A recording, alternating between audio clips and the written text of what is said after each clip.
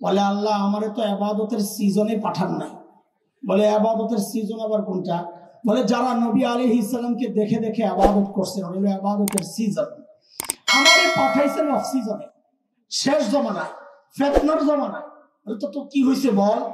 আল্লাহ আমারে যেহেতু ফিতনার জমানায় পাঠাইছে, অফ সিজনে পাঠাইছে, আমার আমলটা একটু ভেজাল হইলে হইতেও পারে, কিন্তু রেটটা বাড়ায় দেওয়া লাগবে। পারবেন না কইতে? হ্যাঁ, মনে করেন না যে বানায় বানায় খালি মারতাছি। না না, ওলামারা আছে, ধরবে আমারে। হাদিস আসছে, হাদিস শেষ জমানায় সুন্নতের দাম শহীদের সওয়াব আসেনি? শেষ জমানায় সুন্নত আঁকড়ে ধরলে আল্লাহ শহীদের সওয়াব দেন, আছে হাদিসে। তাহলে হাদিস প্রমাণ করে শেষ জমানায় আমলের রেট বেড়ে যায়। কথা ঠিক কিনা? তাহলে আমাদের আমলকে কাদের সাথে মিলাবো? জোরে বলেন, জোরে, কাদের সাথে? চলেন সাহাবায়ে কেরামের মৌলিক একটা বৈশিষ্ট্য শুনি, তারপর মিলাই। একটা বৈশিষ্ট্য, সাহাবীদের অনেক দারুণ দারুণ বৈশিষ্ট্য, একটা বৈশিষ্ট্য শোনাই আপনাদের। হযরত আব্দুল্লাহ ইবনে মাসউদ রাদিয়াল্লাহু আনহু তাবিঈদের উদ্দেশ্যে বলতেছেন, তাবিঈদের, ইন্নাকুম আকসারু সালাতান ওয়া আকসারু সিয়ামান ওয়া আকসারু জিহাদা মিন আসহাবি রাসূলিল্লাহি সাল্লাল্লাহু আলাইহি ওয়াসাল্লাম ওয়ালাকিন কানু খায়রাম মিনকুম। শুনো, তোমাদের নামাজ বেশি, তোমাদের রোজা বেশি, তোমাদের হজ বেশি নবীর সঙ্গীদের থেকে, সাহাবীদের থেকে, কিন্তু তারা ছিল তোমাদের চেয়ে উত্তম। আশ্চর্য, তাবিঈরা অবাক হয়ে গেছে, আমল বেশি আমাদের, উত্তম তারা, ঘটনা কি? তো হযরত আব্দুল্লাহ ইবনে মাসউদ বলেন কারণ হচ্ছে ফাইন্নাহুম কানু আযহাদা মিনকুম ফিদ দুনিয়া ওয়া আরগাবা মিনকুম ফিল আখিরাহ।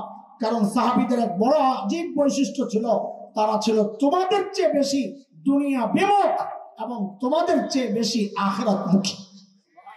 কাদের বৈশিষ্ট্য? চলেন একজন সাহাবীর একটা ছোট্ট গল্প শোনাই আপনাদেরকে, কারণ অনুসরণ করার জন্য তাদের বিষয়টা আপনাদের সামনে ক্লিয়ার থাকা লাগবে।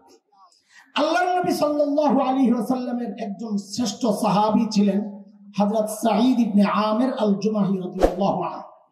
দেখেন, গাল গল্প শোনায় টাইম পাস করা আমাদের কাজ না, এটা অথেন্টিক কিতাবের গল্প। সুয়ারুম মিন হায়াতিস সাহাবা একটা কিতাব আছে সাহাবীদের জীবনী নিয়ে, আরবের খুব সমাদৃত কিতাব। ওই কিতাবের প্রথম ঘটনা এটা আমি যা শোনাচ্ছি আপনাদের। হযরত সাঈদ ইবনে আমির আল জুমাহি মুসলমান হয়েছেন একটু দেরিতে। দেরিতে মুসলমান হলে কি হবে? ইমান ছিল বড় পাক্কা। কতটা পাক্কা? একটা ছোট্ট গল্প শুনলেই বুঝবেন। হযরত ওমর যখন খলিফা, ওমর নরম না গরম? ওই তাড়াতাড়ি কও, কেমন গরম? আচ্ছা, কেমন কেমন গরম ওইটা একটা হাদিস শুনলেই বোঝা যায়। নবী আলাইহিস সালাম বলেছেন ওমর যে রাস্তায় চলে শয়তান আর ডরে ওই রাস্তায় থাকে না। এটাই যথেষ্ট বোঝার জন্য ওমর কত গরম। এমন গরম মানুষটারে যায় হযরত সাঈদ বলেন কি জানেন, ওমর আল্লাহ দায়িত্ব দিয়েছেন ঠিকঠাক মতো আদায় করে, নাহলে কিন্তু খবর আছে। বাপ রে বাপ, এর কলিজায় সাহস কত!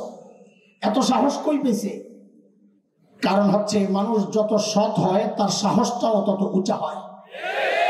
নিজের মধ্যে দুই নম্বরই থাকলে কথা বলবে মিন মিন মিন মিন করে, তেলের কৌটা খালি করবে। কি করে খালি করে?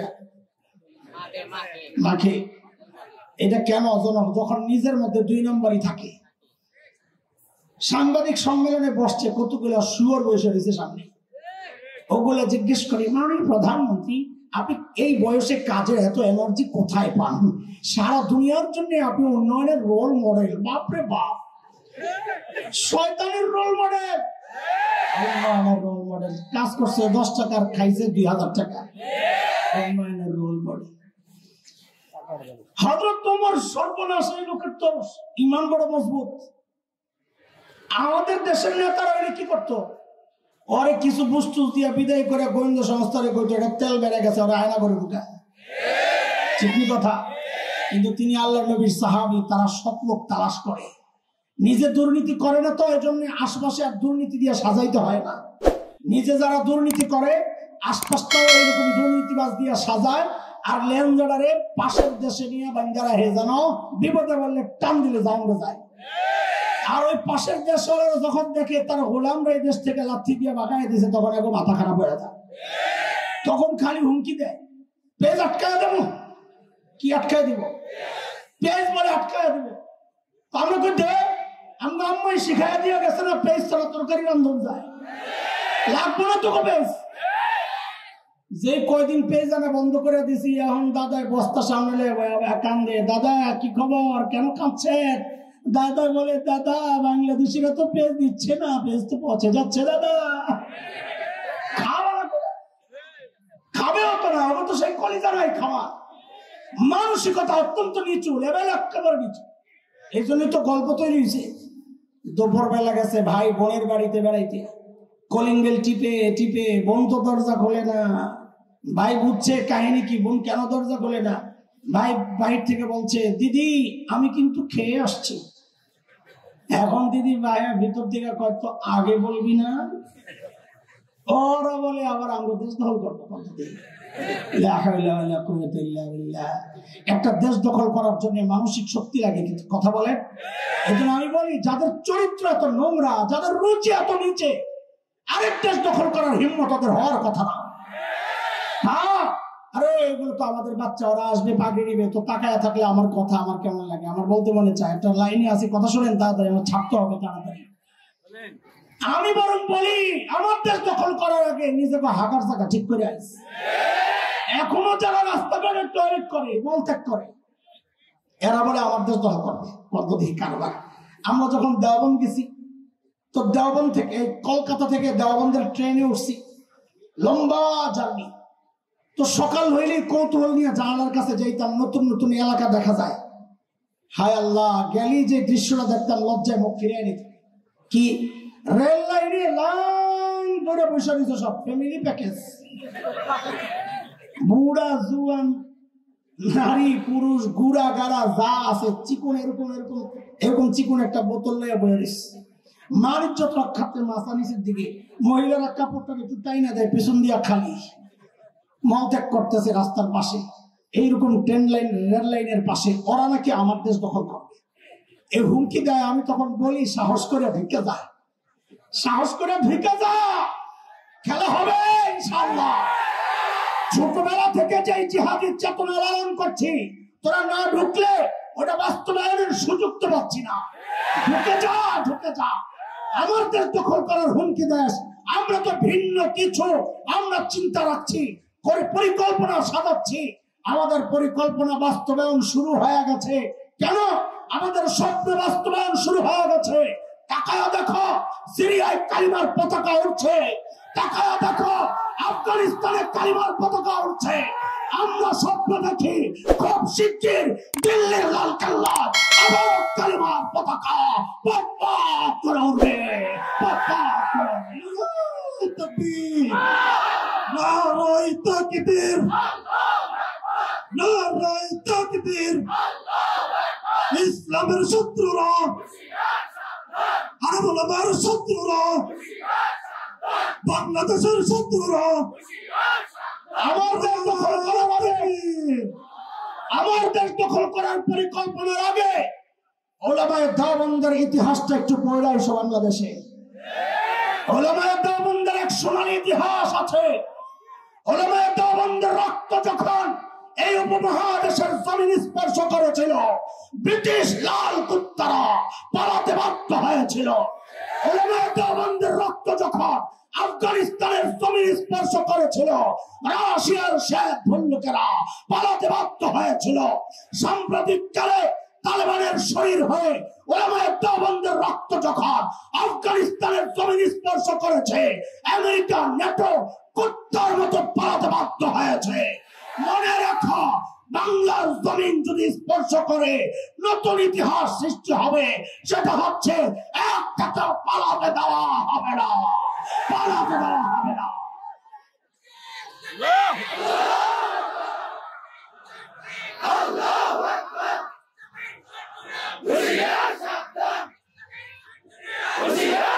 ভারতের দালালেরা হুঁশিয়ার সাবধান, দালালিয়ার করিস না রে, তোদের চামড়া থাকবে না রে, দালালিয়ার করিস না রে। ভারতের দালালেরা, নারায়ে তাকবীর। হযরত ওমরের কাছে যখন হযরত সাঈদ ইবনে আমির আল জুমাহি হযরত ওমর তো বুঝছেন, আরে এই লোক দরকার আমার, বুঝায়া সিরিয়ার এক শহর ছিল হিমস, হিমসের গভর্নর বানায় পাঠায়। দেখেন যে এলাকার মানুষ যত ধনী হয় ওই এলাকার জনপ্রতিনিধিরাও ওইরকম ধনী হন, এলাকার প্রভাব। আজকের দুনিয়ায় Bangkok, Singapore, Thailand, Dubai, Abu Dhabi, Karachi, Bombay, আমাদের চিটাগাং, এগুলো যেমন বাণিজ্যিক শহর, ওই সময়ে গোটা দুনিয়ার বাণিজ্যিক শহর ছিল সিরিয়া। এবার বুঝে শুনে বলেন তো, সেই সিরিয়ার শহর হিমসের গভর্নর ধনী হওয়ার কথা না গরিব হওয়ার কথা? কেমন ধনী বলেন? এক শব্দে বলেন, সময়ের সেরা ধনী। বলেন বলেন, সময়ের। হিমস থেকে এক দল আসছে হযরত ওমরের সাথে সাক্ষাৎ করার জন্য। তাদের কিছু অভিযোগ অনযোগ ছিল, দারিদ্রতার কষাঘাতে পিষ্ট হচ্ছিল, অর্থনৈতিক মন্দা, এই সমস্ত ব্যাপার নিয়ে আসছে। হযরত ওমর বললেন, তোমরা একটা কাজ করো, হিমসের গরিবদের একটা লিস্ট দাও। দুনিয়া বিমুখতা সাহাবীদের যে চরিত্র, ওইটা বুঝাচ্ছি, মাথায় রাখতে হবে, পত্রিকা বই গেছে। হিমসের গরিবদের একটা লিস্ট দাও। হিমসের লোকেরা একটা লিস্ট করছে লম্বা, নিয়ে হযরত ওমরের কাছে জমা দিয়েছেন। ফুকারা ও হিমস, হিমসের গরিবদের লিস্ট। আল্লাহু আকবার। হযরত ওমর লিস্টটা ধইরাই তাকায়া দেখেন, অবাক হয়ে তাকায়া আছেন। কেন? কারণ তিনি দেখেন যে ওই লিস্টের শুরুর দিকেই হিমসের গভর্নর সাঈদ ইবনে আমের আল জুমাহির নাম। সাইয়েদনা ওমর জানতে চাইলেন, আমি এরকম ফাঁকে এরকম কি ব্যাপার, তোমাদের গভর্নর বুঝি গরিব মানুষ? হিমসের লোকেরা জবাব দিলেন, বালা আমিরুনা আফকরুনা, আমাদের গভর্নর শুধু গরিব না, হিমসের মধ্যে সবচাইতে গরিব। কল্পনা করা যায়? সাহাবী, এর নাম কি? এর নাম কি? হযরত ওমর এই কথা শুনে এতটা খুশি হয়েছে, সাথে সাথে 1000 স্বর্ণ মুদ্রা, কত? 1000 স্বর্ণ মুদ্রা প্যাকেট করে দূত মারফত পাঠায় দিয়েছেন, যাও আমার পক্ষ থেকে আমার সাঈদকে হাদিয়া দিয়ে আসো। কত কত? 1000 স্বর্ণ মুদ্রা বুঝে? এক স্বর্ণ হানাফি মাযহাব মতে 3.2 গ্রাম, এই হিসাবে প্রায় 3.5 স্বর্ণ মুদ্রা দিয়ে 1 ভরি হয়। তো ধরেন 1000 স্বর্ণ মুদ্রা মানে প্রায় 350 ভরি, প্রায় 350। তাহলে 1 লক্ষ টাকা করে হইলেও তো প্রায় 3.5 কোটি টাকা। এই বিশাল অঙ্কের হাদিয়া যখন হযরত সাঈদের কাছে পেশ করা হয়েছে, হযরত সাঈদ প্যাকেটটা খুলে যখন দেখলেন এই বিশাল অঙ্কের হাদিয়া তার জন্য, তিনি সাথে সাথে প্যাকেটটাকে ছুঁড়ে মেরে চিৎকার দিয়ে বলে উঠলেন, ইন্না লিল্লাহি ওয়া ইন্না ইলাইহি রাজিউন। কি পড়ছে? হাদিয়া পাইলে ইন্না লিল্লাহ পড়ার কথা না আলহামদুলিল্লাহ পড়ার কথা। আপনারা কি পড়তেন জানি না, আমার ইমানের যে হালত, এমন একটা পোটলা পাইলে রে ভাই, লাভ দিয়া ধইরা ভিতরে যাইয়া নিজেও আলহামদুলিল্লাহ পড়তাম, বউরে বলতাম আলহামদুলিল্লাহ পড়ো, পোলা বান্ডে কইতাম আলহামদুলিল্লাহ পড়। বিশ্বাস না হইলে দিয়ে দেখেন না। আল্লাহর নবীর সাহাবী কি করছে? কথা বলে না, এমন ভাবে ইন্না লিল্লাহ পড়েছেন, বিবি তো ভেতর থেকে ভয় পায়া গেছে, আরে মদিনা থেকে দূত আসছে, না জানি কোন দুঃসংবাদ নিয়ে, আল্লাহই জানে। সাথে সাথেই জানতে চাইলেন, আকুতিলা উমর ইবনুল খাত্তাব, কি ব্যাপার, সাইয়েদনা ওমর বুঝি শহীদ হয়ে গেছেন? এইভাবে ইন্না লিল্লাহ কেন পড়লেন? হযরত সাঈদের জবাব, না না, ঘটনা তা না, বরং তার চেয়েও মারাত্মক, তার চেয়েও মারাত্মক। বউ আবার জানতে চাইলেন, আকুতিলাল মুসলিমুনা ফি মারিকা, তাইলে কি কোন যুদ্ধে মুসলমান ব্যাপকভাবে শহীদ হয়ে গেল কিনা? হযরত সাঈদ বলেন, না না, ঘটনা তাও না, তার চেয়েও মারাত্মক। বউয়ের কলিজা এবার গেছে শুকায়া, এর চেয়ে মারাত্মক ঘটনা আর কি হবে বুঝছি, না জানি আমার জামাইয়ের কল্লাটা নিতে পারে। আরে বলেন না, কি সমস্যা? আল্লাহ আল্লাহ আল্লাহ। আল্লাহ নবীর সাহাবীর ছোট্ট একটা জবাব, কিয়ামত পর্যন্ত যদি কেউ দুনিয়া বিমুখ হতে চায়, এই একটা জবাবকে অনুসরণ করলেই যথেষ্ট। কি বললেন তিনি? কেন এই 1000 স্বর্ণ মুদ্রা পেয়ে নালিল্লাহ পড়লেন? তিনি জবাব দিচ্ছেন, উদখিলাত আলাইয়া দুনিয়া লিতুফসিদা আখিরাতি। আরে আমার ঘরে দুনিয়া ঢুকায়া দেওয়া হয়েছে আমার আখিরাতকে বরবাদ করার জন্য। সাথে সাথে বিবিকে বললেন, আমি চাই মদিনার দূত আমার ঘরে থাকতে থাকতে এই 1000 স্বর্ণ মুদ্রা তুমি হিমসের গরিবদের মধ্যে বিলায়া দিবা। কি বুঝলে? শাসকের মধ্যে যদি ইমানদারি থাকে তো নিজের বরাদ্দের টাকাটাও জনগণকে দিয়ে দেয়, আর শাসকের মধ্যে ইমানদারি না থাকলে জনগণের বরাদ্দের টাকা মাইরা বিদেশ যায় বাড়ি বানায়। এটার কত বাস্তবতা আপনাকে ওই ভেতরের রাস্তাটি দেখলে বোঝা যায়। এই ঠিকটাও আসতে কয় কষ্ট তারঙ্গ হয়েছে, আইতো তোমার কত কষ্ট হয় না, অভ্যাস হয়ে গেছে, ঠিকঠাক ধরে বাইরে জোরে ঠিক না করে সামনে আর আমরা এসি আল্লাহ আল্লাহ আল্লাহ। বউরে যখন কইছে সব দিয়ে দাও, বউ তো আর আমাদের বউ না রে, আমাকে বউ হইলে আচ্ছা আপনার কটা ভালো সবাই আল্লাহ আল্লাহ বুঝুর্গ, আমারটা যদি কইতাম সব দিয়ে আল্লাহ একটা বেশকি যে খাইলাম বুঝুর কি দেখায় সব দিয়ে আলি বেশি পিড়াপিড়ি করলে বলতো দুই ভাগ করে, অর্ধেক আমার অর্ধেক আপনার, আমারটা থাক ঘরে কত কাজ আছে আপনারটা দিয়ে এলাম অনেক সব। কিন্তু বউ তো সাহাবীর বউ, কার বউ? বলা ভাই একটা পরামর্শ করায় যায়, যারা বিয়া করস নাই কাজে লাগবো, বিয়ার সময় লাগবো, দেমো দেমো বলবেন বউ পায় না মরো না, আয়া খালি হুজুর একটু পানি পড়া দেন, একটু ফুল দিয়া দেন, তাবিজ দেন, বউ পাই না। তা আমি কি পাবি কেমনি? তুই নিজে 2 নম্বর আর বউ তালাশ করে রাবিয়া বসিয়া, এটা কি সম্ভব?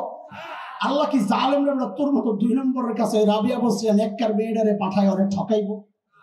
এই জন্য একটা পরামর্শ কর, বিয়ার সময় কাজে লাগবে, ওটারে ফলো করবি তো বউ পাবি।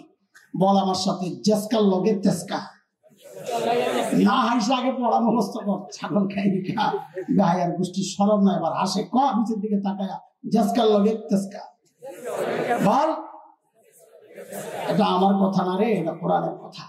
সূরা নূরে আসছে, আল্লাহ বলেন আল খাবিসাতু লিল খাবিসিনা ওয়াল খাবিসুনা লিল খাবিসাত ওয়াত তাইয়িবাতু লিত তাইয়িবিনা ওয়াত তাইয়িবুনা লিত তাইয়িবাত উলাইকা মুবাররাউনা মিম্মা ইয়াকুলুন লাহুম মাগফিরাতুন ওয়া রিজকুন কারীম।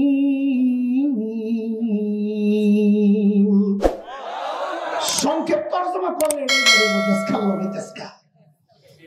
বড় যখন বলছে সব দিয়ে দাও, বউ একটু দেরি করে না, সাথে সাথে নিয়ে সব দান করে দিচ্ছে।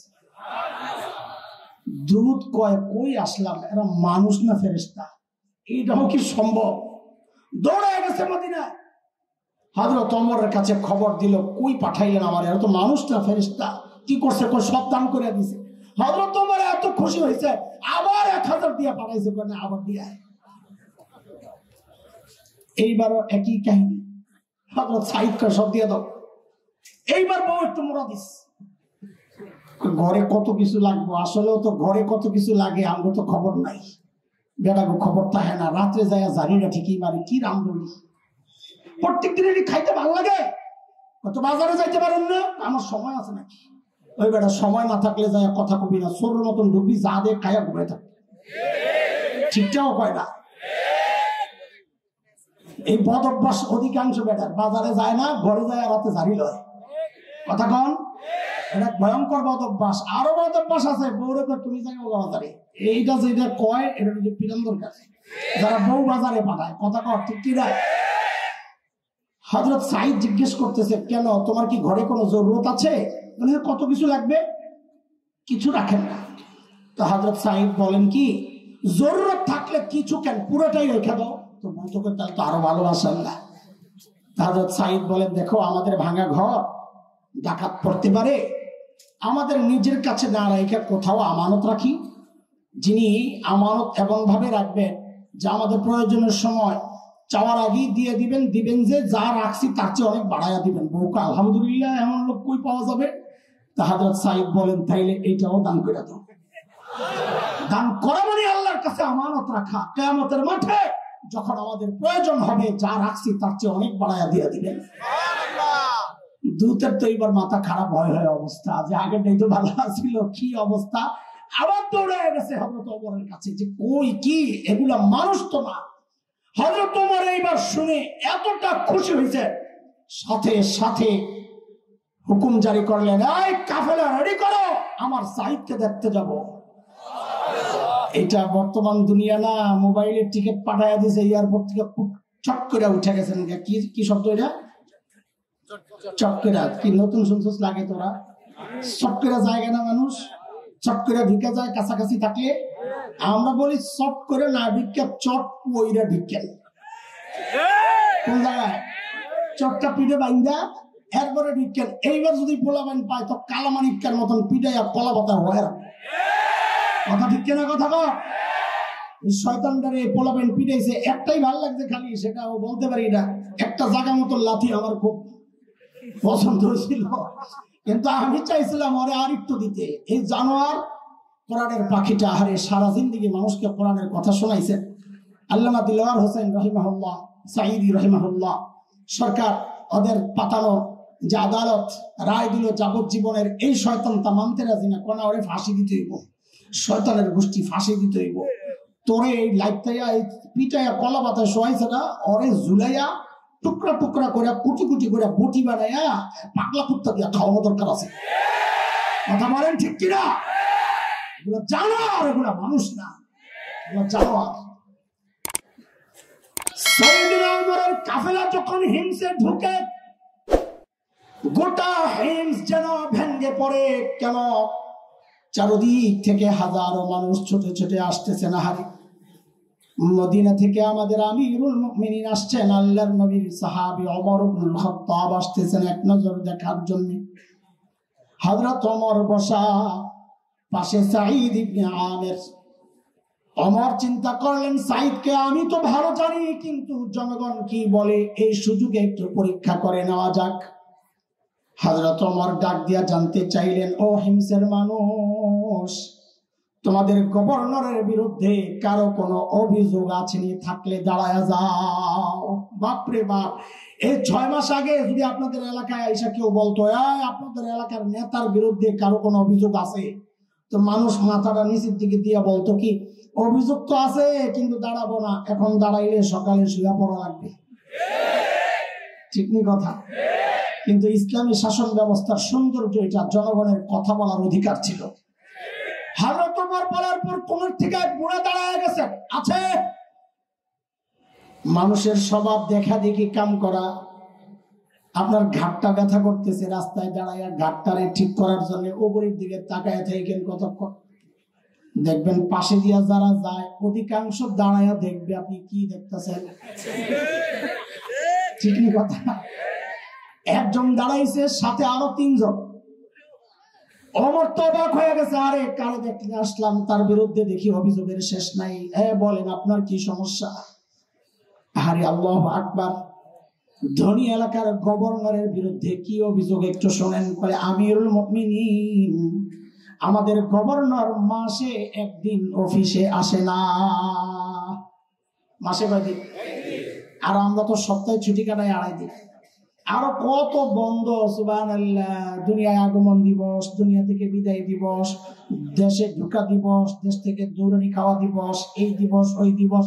দিবস বাড়তে বাড়তে 20 বছর পরে না জানি দেওয়ান লাগে জামাই বউ কাজে দিবস। এমন বাড়া বাড়তেছে, আর তার ভাই বোনের খুঁজছে শেষে দিবস। আল্লাহ আল্লাহ, আমাকে মজাই লাগে বন্ধ কাটাই বেতন পাই আমরা না। আপনারা যারা সরকারি চাকরি করেন কথা বলেন কি সমস্যা? বলে মাসে একদিন অফিসে আসে না। হযরত ওমর ধরছেন, সাঈদ জবাব দাও, কেন তুমি মাসে একদিন অফিসে আসো না? আসামির কাঠগড়ায় ধনী এলাকার গভর্নর, যিনি সিস্টেম মতো সময়ের সেরা ধনী হওয়ার কথা, ঠিক কিনা, দাঁড়ায় জবাব দিচ্ছেন, কেন মাসে একদিন অফিসে আসে না? বলে, আমিরুল মুমিনিন, আপনি তো জানেন আমি গরিব মানুষ। এই যে আমার গায়ে 2 টুকরা কাপড় দেখতেছেন, একটা লুঙ্গির মতো করে পরা, আরেকটা চাদরের মতো করে জড়ানো। আমিরুল মুমিনিন, আমার না এই 2 টুকরা কাপড় ছাড়া আর কোনো কাপড় নেই। বলে মাসে অফিসে একদিন কেন আসো না? বলে এই 2 টুকরা কাপড় 1 মাস পরতে পরতে দুর্গন্ধ হয়ে যায়, নিজেরও কষ্ট হয়, যারা আসে আমার কাছে ওদেরও কষ্ট হয়। তাই মাসে একবার উপরেরটা ধুয়া দেই, শুকায়া গেলে নিচে পরি, নিচেরটা ধুয়া দেই, শুকায়া গেলে উপরে জড়াই। আমিরুল মুমিনিন এই কাজটা করতে করতে আমার বেলা একটু উপরে উঠে যায়। আমি আসি না এই কথা ঠিক না, উনি হয়তো সকাল সকাল এসে আমাকে না পেয়ে ভেবেছেন আমি আসি না, আসি একটু দেরি হয়। হযরত ওমর বুঝছেন অভিযোগের খবর। দ্বিতীয় জন বলেন আপনার কি সমস্যা? ও আল্লাহ, দ্বিতীয় জনের অভিযোগ আরো মারাত্মক। কি বলে? আমিরুল মুমিনিন আমাদের গভর্নরকে দিনে তো পাই, রাতে আর পাই না। কি ডিউটি লইছে, রাতেও সময় দেওয়া লাগে। দেখেন অবস্থা। হযরত ওমর তো ধরছেন, সাইড জবাব দাও, কেন তোমাকে রাতে পাওয়া যায় না? আল্লাহর নবীর সাহাবী কাচুমাচু হয়ে জবাব দিচ্ছেন, আমিরুল মুমিনিন এটা তো প্রকাশ করার ব্যাপার ছিল না, একান্ত ব্যাপার ছিল। এখন প্রশ্নের মুখে পড়ে গেছে যেহেতু, না বলেও তো পারছি না। কেন আমাকে রাতে পাওয়া যায় না? আমিরুল মুমিনিন কাসামতু হায়াতি বাইনা রাব্বি ওয়া বাইনা ইবাদি। আমিরুল মুমিনিন জীবনটারে 2টা ভাগ করছি। রাতটা আমি আমার মালিককে সময় দিই, দিনটা মালিকের বান্দাদেরকে সময় দিই। হায় আল্লাহ, হায় আল্লাহ। আমরা তো অনেক ব্যস্ত মানুষ, দুনিয়া সব কিছু চলে, মালিককে টাইম দেওয়ার সময় আমরা পাই না। আমার সব ঠিকঠাক মতো চলছে, আমার হায়াতের ভাগ ফেসবুক পায়, আমার হায়াতের ভাগ ইউটিউব পায়, খেলোয়াড়েরা পায়, গায়ক গায়িকা পায়, নায়ক নায়িকা পায়, আমার পরিবার সংসার, আমার নেতা সব পায়। পায় না কেবল আমার মালিক। মালিককে টাইম দেওয়ার সময় আমার হাতে নাই। আরে জালিম, আমি আর তুমি ছাড়া দুনিয়ার সব মালিককে টাইম দেয়। ওই একটা গাছের দিকে তাকায়া দেখো না, কি মনে হয় গাছটা বুঝি এমনি দাঁড়ায় আছে? না না না না, ওই গাছটাও দাঁড়ায়া দাঁড়ায়া মালিকের তাসবিহ পড়ে। যে কুকুরটাকে নিকৃষ্ট প্রাণী মনে করে তাড়ায়া দেয়, ওই কুকুরটাও রুকুর হালতে মালিকের তাসবিহ পড়ে। যে পোকামাকড় গুলো আমি পায়ে দলে মেরে ফেলি, ওই পোকামাকড় গুলো সেজদার হালতে মালিকের তাসবিহ পড়ে। পড়ি না কেবল আমি আর তুমি, আমাদের সময় হাতে নাই। সময় বন্ধু একদিন আসবে, কসম আল্লাহ, সেদিন করার থাকবে না কিচ্ছু। চিৎকার করে করে শুধু কানবার বলবো, ইয়া লাইতানি কদ্দামতু লিহায়াতি।